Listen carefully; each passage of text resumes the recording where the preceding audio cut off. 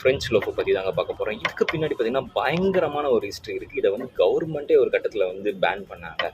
என்ன பேன் பண்ணாங்கன்னு சொல்லிட்டு வாங்க பார்க்கலாம். ஃபஸ்ட்டு வந்து பார்த்தீங்கன்னா பிரெட்டை வந்து ரவுண்ட் ஷேப்பில் தான் வந்து பேக் பண்ண ஆரம்பிக்கிறாங்க. ஒரு லா கொண்டு வர வரைக்கும் ஃப்ரெஞ்சு கவர்மெண்ட் என்ன ஒரு லா கொண்டு வராங்கன்னா, பேக்கர்ஸ் வந்து நைட்டு 10 மணிலேருந்து விடிகாலையில் 4 மணி வரைக்கும் பேக்கர்ஸில் வந்து ஒர்க் பண்ணக்கூடாது, பேக்கரியில் ஒர்க் பண்ணக்கூடாது, ப்ரொடக்ஷன் பண்ணக்கூடாது அப்படின்னு சொல்லிட்டு ஒரு ரூல் கொண்டு வராங்க. பேக்கர்ஸ்லாம் வந்து யோசிக்கிறாங்க, பேக்கரி ஷெஃப் யோசிக்கிறாங்க என்ன பண்ணலாம், இது வந்து ஆல்டர்னேட்டாக என்ன கொண்டு வரலாம், அப்படியே வந்து ப்ரூஃப் ஆகிற மாதிரியும் ஈஸியாக வந்து குக் ஆகிற மாதிரி ரெடி டு குக் பண்ணுற மாதிரியும் ஒரு மெத்தடை வந்து நம்ம கண்டுபிடிக்கணும் அப்படின்னு சொல்லிட்டு ஃபாலோ பண்ணி அதுக்கப்புறம் வந்து ஒரு மெத்தடை கண்டுபிடிக்கிறாங்க. அதுதான் நாளடைவில் பக்கெட்டாக மாறுது.